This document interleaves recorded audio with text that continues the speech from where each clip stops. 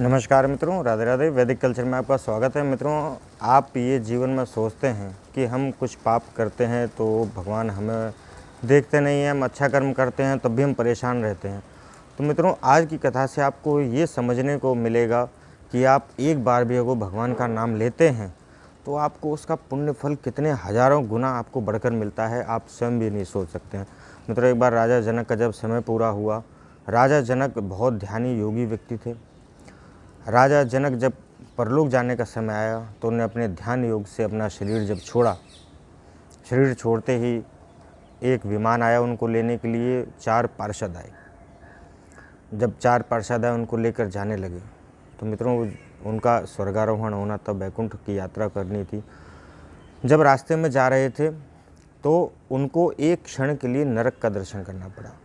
वहाँ पर क्या हुआ वो हम आपको बताते हैं। मित्रों, जैसे ही राजा जनक नरक के आगे से उनको ले जाया जा रहा था, हजारों प्रकार की चीखें, आवाज़ें उनको सुनाई देने लगी। राजा जनक से वो आवाज़ें जो आ रही थी उनके कानों में, वो सभी व्यक्ति जो नरक में पड़े हुए व्यक्ति थे, जो अपने पाप कर्मों भोग रहे थे, उन सब ने जो है राजा जनक से कह रहे थे कि हे महापुरुष, आप एक क्षण यहाँ पर और ठहर जाइए, क्योंकि आप यहाँ से निकल रहे हैं और आपसे जो आपके शरीर से छूकर जो हवा यहाँ तक आ रही है वो बड़ा सुकून दे रही है। क्योंकि नरक में बहुत प्रकार की यातनाओं को भोगना पड़ता है। मित्रों, 27 प्रकार के नरक हैं हमारे सनातन में बताए गए हैं, और उन नरकों की यातनाएं जो भोगता है वो व्यक्ति बहुत परेशान रहता है। मित्रों, भगवान का नाम भी नहीं ले सकता चाह कर के, इसलिए हमारे ऋषि मुनियों ने कहा है कि मनुष्य जन्म ही ऐसा है जिसमें आप मोक्ष का मार्ग प्रशस्त कर सकते हैं।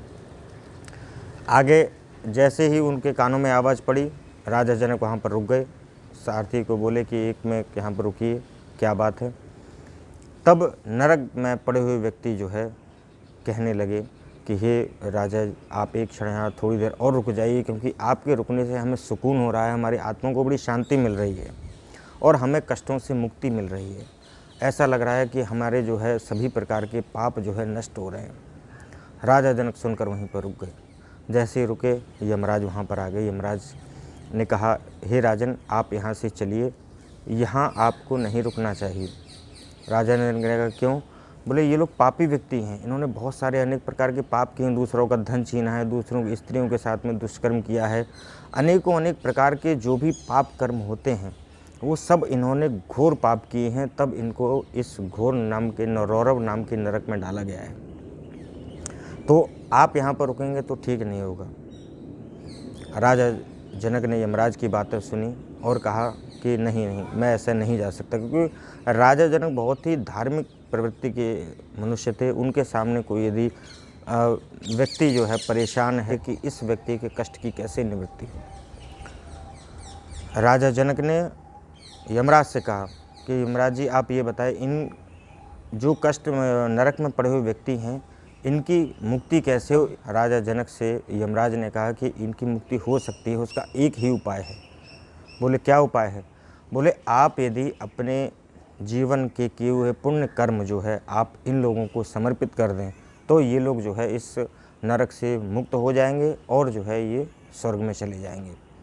यमराज ने कहा, मेरा कोई भी कर्म हो, पुण्य कर्म हो, आप इनको दे दीजिए। बहुत धार्मिक प्रवृत्ति के व्यक्ति थे। यमराज ने कहा, आपने अपने जीवन में एक बार भगवान श्री राम का नाम लिया है, उस खाली आपके जीवन के पुण्यों को सब एक तरफ रख दीजिए, लेकिन जो आपने अपने जीवन में श्री राम का नाम एक बार लिया था, उस राम के नाम के से जितना उत्पन्न पुण्य फल है वो यदि आप इन लोगों को समर्पित कर दें तो ये इस नरक की यातना से मुक्त हो सकते हैं। राजा जनक ने तुरंत संकल्प किया और कहा कि ये जो भी मैंने मेरे जीवन में किए हुए अर्जित पुण्य कर्म हैं वो इन सभी जो नरक में पड़े व्यक्ति हैं उनको दे दी जाए, उनको नरक से मुक्ति दी जाए। संकल्प देते ही सभी जो है उस नरक में पड़े हुए व्यक्ति सभी जो है मुक्त हो गए और सभी जो है स्वर्ग जाने लगे।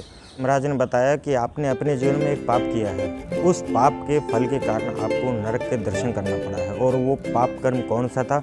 एक बार राजा जनक ने चरती हुई गऊ को जो है चरने से रोक दिया था।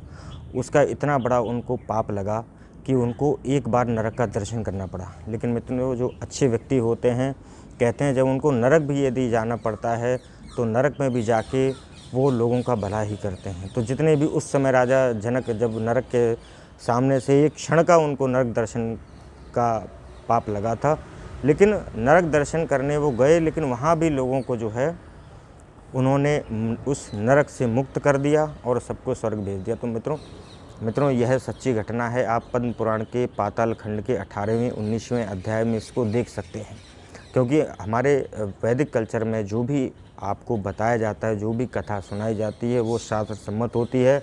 कहीं ना कहीं उसका शास्त्र में वर्णन होता है। वर्णन में हम बताते हैं कि कहाँ पर आपको वर्णन मिलेगा। पद्म पुराण के पाताल खंड के 18वें 19वें अध्याय आप देखेंगे तो राजा जनक का नरक जो दर्शन है एक क्षण का, उसका पूरा वर्णन है।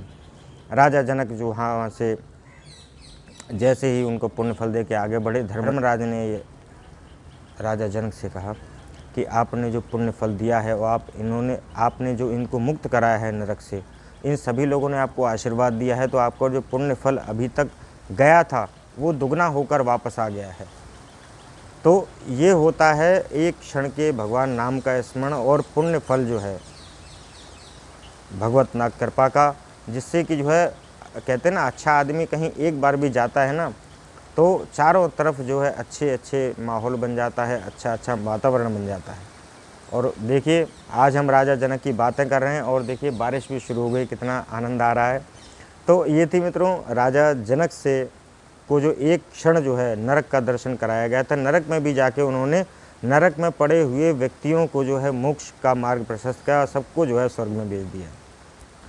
तो आज के लिए मित्रों बस इतना ही। यदि आपको अच्छी लगती है वीडियो तो अपने दोस्तों मित्रों के बीच में शेयर करें और हमारे चैनल वैदिक कल्चर को सब्सक्राइब करके बेल नोटिफिकेशन ऑन कर दें कि आने वाली वीडियो की नोटिफिकेशन आप तक आसानी से पहुंच जाए।